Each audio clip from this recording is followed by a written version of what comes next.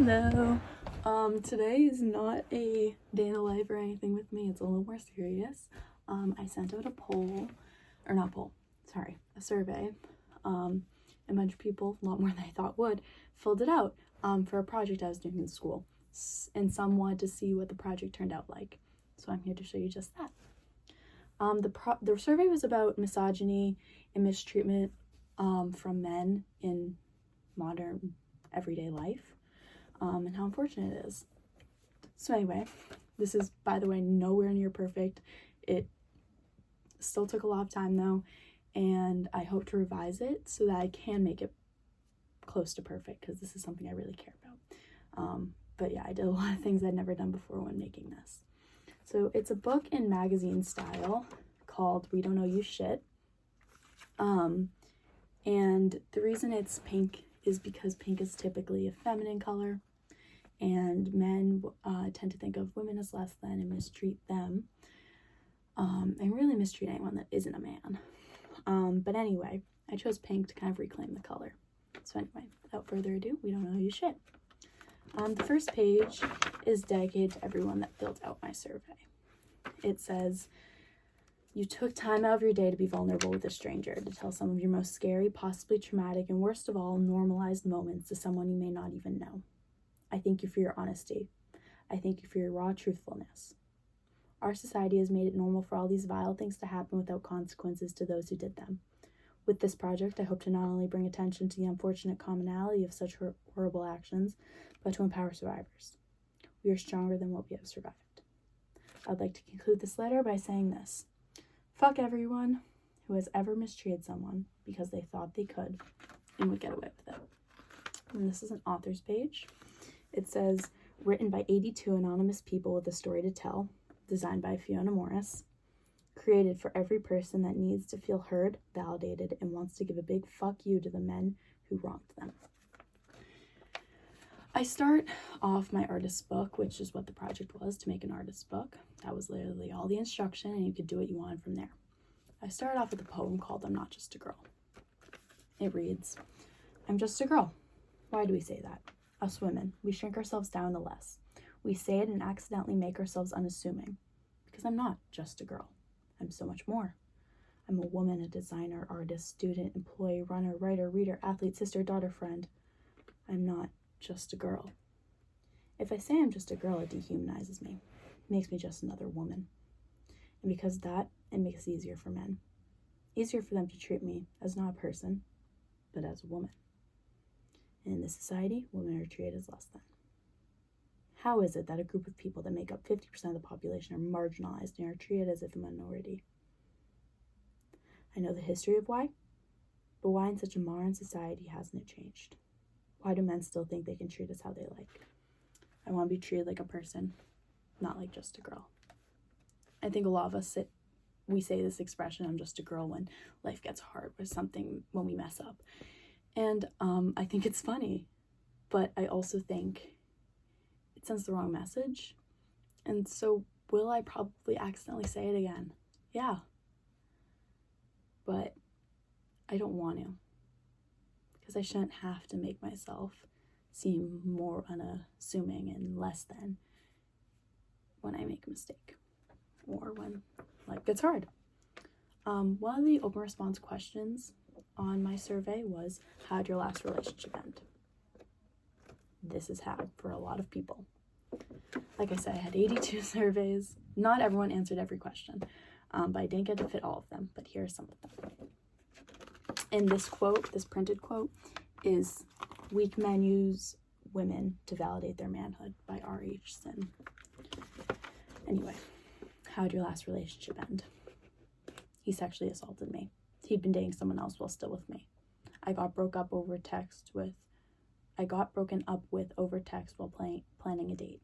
He was calling my best friend names that weren't necessary or acceptable.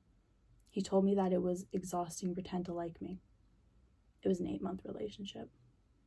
I left after realizing I was being treated like shit. My first and biggest heartbreak was from my dad. He cheated and groped me. My last relationship ended due to being stalked and harassed by him. He kept forcing me to do things I didn't want to do. He would say, if you love me, then you would do it. I was 13. He was 17. I broke up with him due to not receiving enough emotional support. He told me for years he wanted to leave me and date around, but still wanted to keep me. I later found out he had been cheating on me for months before we broke up. I dated him for 5 years. He was bragging about sending another girl's nudes around. Cheating. He was cheating on me. He was physically abusive. I realized I was a child, 14, and he was an adult, 18. He gave up. He cheated on me. He cheated. I left him after 2 years of abuse. I snapped him a picture at the beach in a bikini top, and he passed the phone around to all his friends to brag about the size of my tits. We were only 16, and he hadn't even seen my boobs in less than that bikini. He sexually assaulted me, then broke up with me, then got sad about how we broke up, and that I was telling people that he sexually assaulted me. He goes to our school. He cheated on me, then called me horrible names and insults. He would look through my phone without asking, but wouldn't let me touch his, even if I did ask. He coerced me into a relationship and then stalked me for months after. Next page is a statistic. 90% of women have been catcalled. These are the ages when they were first catcalled. It goes from age 5 to age 19. And the most amount of people, the age when they were first catcalled is 13. Not an adult, barely a teenager. And the quote on the other side is a quote from the survey. All these printed quotes are quotes people submitted for the survey. It says, I don't personally think there's one quote that describes my relationship with men as a whole. I have a boyfriend who I love with my whole heart, and we have a great relationship. I love my father with every ounce of my heart, and I have multiple guy friends that I trust with my life.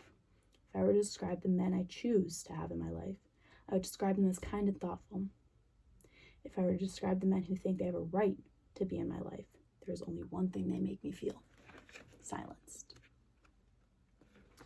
Next page is a little digital art by me.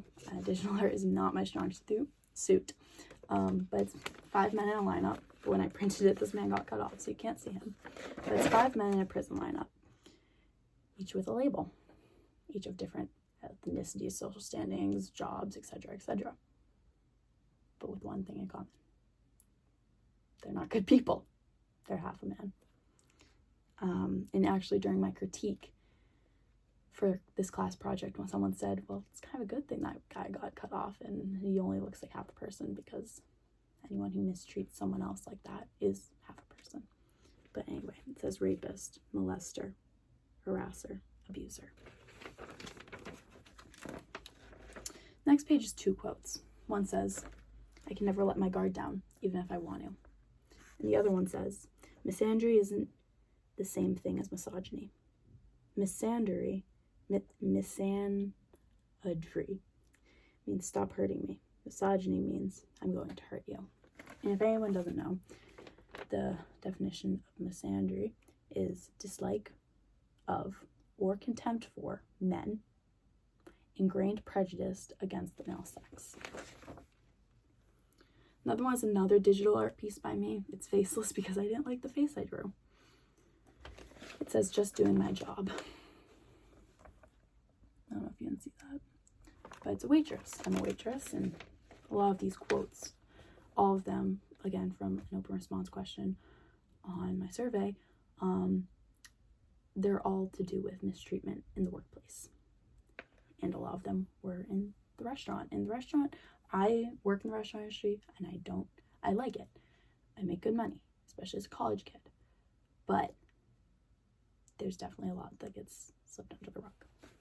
Anyway, the one under this image, it says, an older coworker, he's like 70, told me my outfit was sexy while at work. He said it made me look innocent. I work at a bar, and a lot of times when guys get drunk, they get very chatty and touch you while I'm still trying to work. A cook at work said that he loved me. We are not friends, and barely are friendly. A coworker asked for my number when I was 16 and he was 26. A coworker of mine continuously calls me inappropriate pet names like mi amor, mi corazon, the pretty one, etc. No matter how many times I tell him to cut it out. While working at a breakfast place, I once said I was craving something sweet, and a male coworker said, I have something sweet for ya. while rubbing his hands across his body. I was 15. Weak man can't love a strong woman. And on this page is a text message. It's obviously not a literal text message, but it's word for word with a few things left out just for privacy. That was received. It says, "Go ahead and fuck around, you desperate, attention-craving piece of shit. Turn into a whore, huh? So go ahead and fuck the guys who probably won't even like you after they find out the real shit. You're the reason my mental state is fucked. You're fucked in the head, you know that? I hope one day you look back in the mirror and reflect on the horrible monster you are. I actually feel relieved knowing I won't have to waste any more of my time on a raging whore. I'm just trying to save the next poor victim who falls into your trap." My ex-boyfriend texted that to me after we broke up when he found out I got Tinder. There were some other circumstances, but yeah. And then the quote after that says, "My relationship with men is complicated. I love my boyfriend and he's never done anything to hurt me or make me feel uncomfortable, but so many other men have."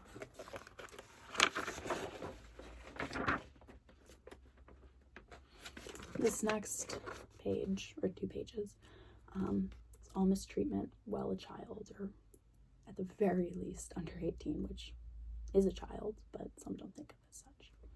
This picture is a picture of me and my sister when we were kids, little kids. And underneath it says, "When does this become sexy?" And all the quotes are ones from the survey. The first time I was sexualized by a man, I was 4 years old. When I walked out of the salon when I had just turned 13, I got layers for the first time. An older man said, "Wow, you look so sexy, young lady." He, male 19, asked me for nudes. I was 15. Family members, men, used to slap my butt.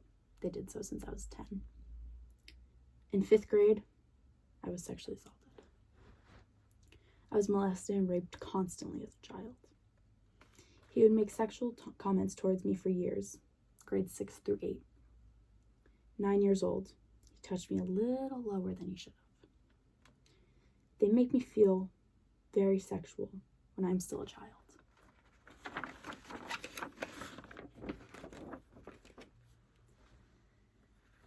Over here is just quotes from men and things that happen to women, but first I will read the quotes that people submitted, the ones in text. They say, "It's not all men, but it's always because of a man." And men will often ask me, "Why are your female characters so paranoid?" It's not paranoia, it's recognition for their situation. Margaret Atwood. The ones that have a, like it says who said it, those are actual published quotes, or they've been said in interviews by someone. These ones are anonymous and were said or referenced by the people who took my survey. Anyway, here are the personal quotes. "Want your meat pounded, little girl? Can you leave us alone?" He stayed and followed us. "I don't want you hanging out with anyone outside of class." "Are you sure your husband is okay with your mindset? You don't want another pregnancy? Wouldn't that hurt his feelings?" "He'll be gone as soon as he realizes there's nothing more to you than tits." "I like your braids, sweetheart. They make you look innocent." "Most catcalling and sexually inappropriate comments I ever received were when I was underage. Any kind of friendship I've ever had with a man ended with them wanting to have sex with me." "Being a woman is scary. Going to the gym, to the beach, to the store, men are scary." While there are plenty of wonderful people that are men out there, it kills me that there are so many people out there who know at least one man who has made them feel terrified. He said that if he saw me in the street at night, he would rape me so bad. I've worked in the restaurant industry for years. I have countless stories. This next page is a Little Red Riding Hood quote. "Nice is different than good." Here are some stories. "I just don't notice your prettiness anymore. You are a whore. I used you for practice on her. You look like a good ride. She has a rack that makes her worth fucking. I know you're not a girl, but I subconsciously see you as one, said by my stalker. One time in college, after I hooked up with someone in my room, my male neighbor in the dorm next to me said, "Next time, can you make more noise?" All I heard was him. I never meant to hurt you. Bro, you sexually assaulted me. I would tap that ass any day. I was in 7th grade. He was 23. You were a beautiful woman, a man wrote. He followed me at home and dropped that letter with those words into my mailbox slot. I was 12. When I was 16, a guy made fun of my thighs in passing. Really made my body dysmorphia worse. I know he was just being an asshole, but still. Don't worry, I'll be gentle.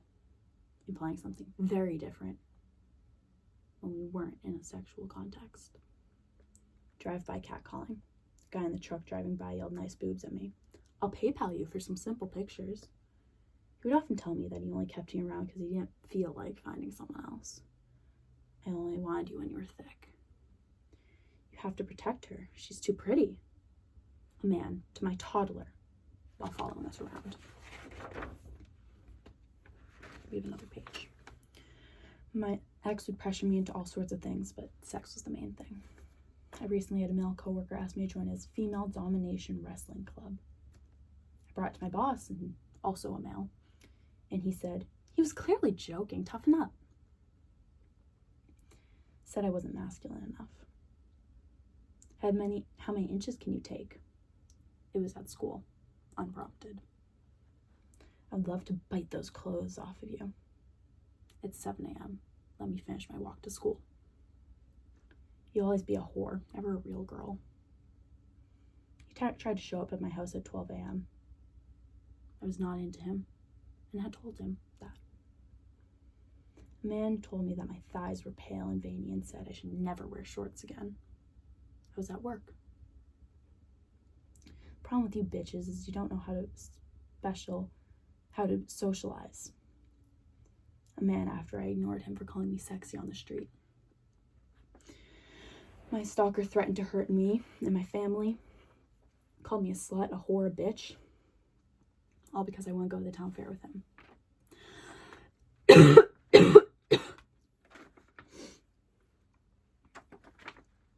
You would like it. You just haven't tried it with a man yet. I'm a lesbian. I'm not going to say it, but they're the F slur.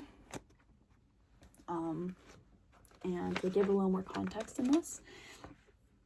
But they were called this after opening up to someone who said they support the LGBTQ community.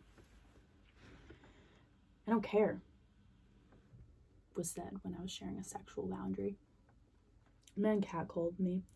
I told him to fuck off. And he said, I will fucking kill you, bitch. Drunk guy came to the gym and watched me work out through the window. A guy a few years older than me was trying to explain sex to me, even though I had told him no. I knew what sex was. He was getting into details that I didn't think were right. Looking back, they weren't right. I wish you a happy birthday because I'm going to put baby in you, said by my coworker. The quote over here is, I've never found an exact quote that encompasses how I feel towards men.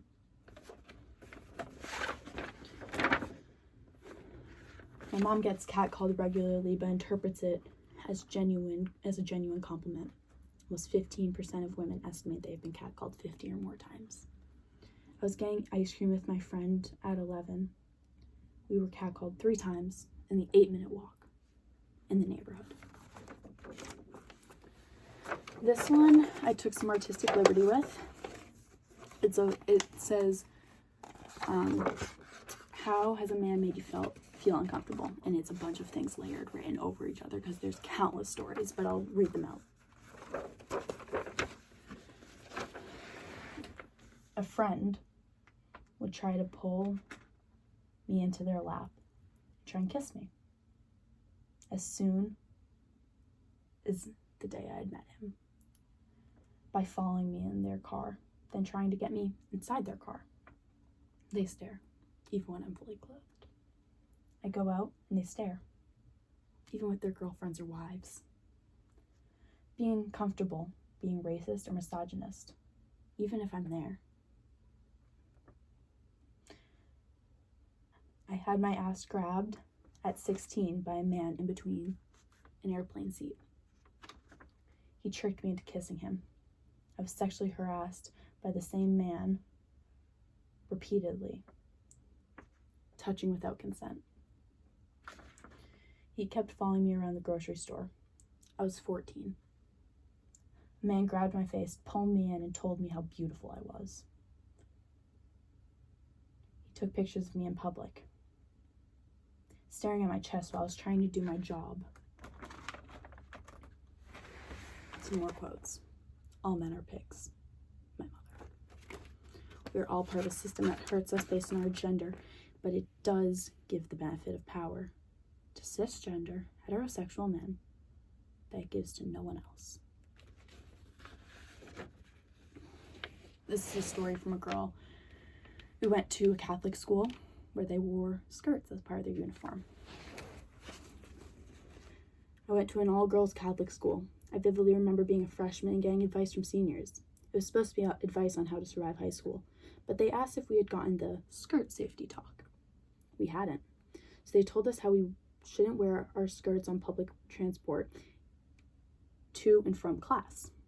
Too many girls get upskirted because of easy access. So I was taught how to hold my skirt, to cross my legs, etc. On Omegle with my friend, we were literally children, middle school. A man still decided to show us our penis. He had a beard. I was raped by my neighbor. He felt entitled to me because his friend had gotten with me. My opinion of men came from my mother and from my abuela. So I already did not have high standards, and those standards have only lowered with each horrible and horrific man I have met. Throughout my life, I've been assaulted by many men, some of those who I still interact with to this day. The worst thing is that even though they have hurt me deeply, I feel bad speaking against them. I feel like I'm in a constant state of seeking their approval and then remind myself that I shouldn't need it, and then repeat. This story is especially horrific. I mention this because it may be relevant to your research. I am from Pakistan. I immigrated here about 7 years ago. All the experiences mentioned happened in Pakistan. My dad left, and it led to extreme harassment and stalking, men groping, and my classmates stalking me. If it ever got out, I would have been the outcast of society, even if it wasn't my fault. The men would have never gotten punished. Because there wasn't a man in our house, men considered me free real estate. I left my country so men would stop harassing and assaulting me. I do not feel like an immigrant. I feel like a refugee. Immigration was forced upon me by these men. With their vile actions, I was forced to leave my land, my language, my friends, my family, and everything I'd ever known. It is a story that haunts me. I think men have advantages and the potential to do great harm to people. I think at least in this point in history, men have given us a reason to be cautious and afraid of what they can do. Although not all men have ill intentions and equally have the capability to support and care, it doesn't take the fear away.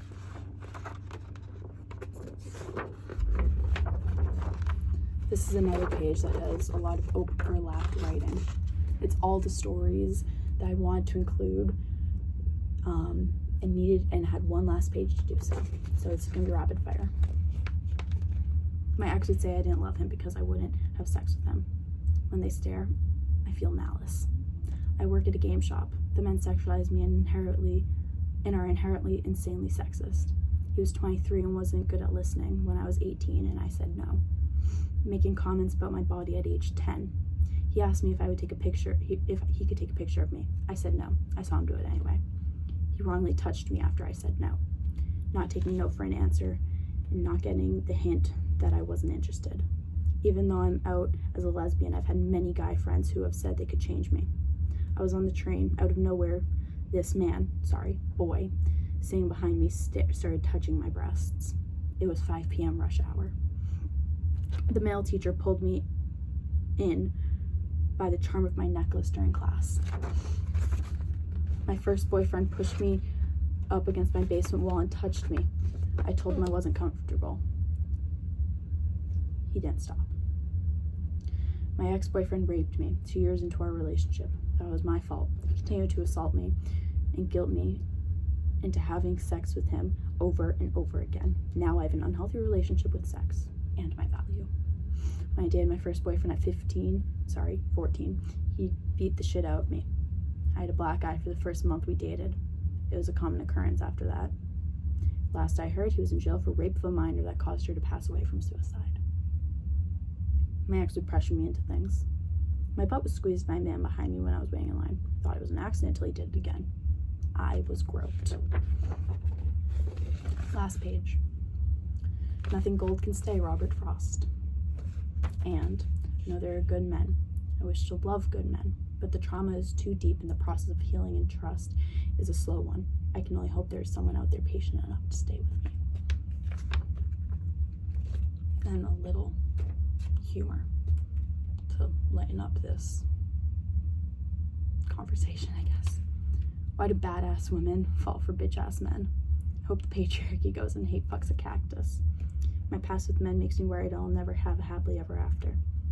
I feel men can never love the way I do for people. They never come close, or maybe I've just not met a good man. I'm so afraid of men, the men who make jokes about hating their girlfriends, the ones who put women down. Toxic straight men give off this bad energy that I can't describe, but I just instantly freeze and get uncomfortable around them. I try not to come off as a misandrist, and I'm trying to feel comfortable, but after repeated incidents, especially those involving my toddler girls, I feel extremely unsafe around men. And last but not least, fuck men, make the money. And that is my artist book.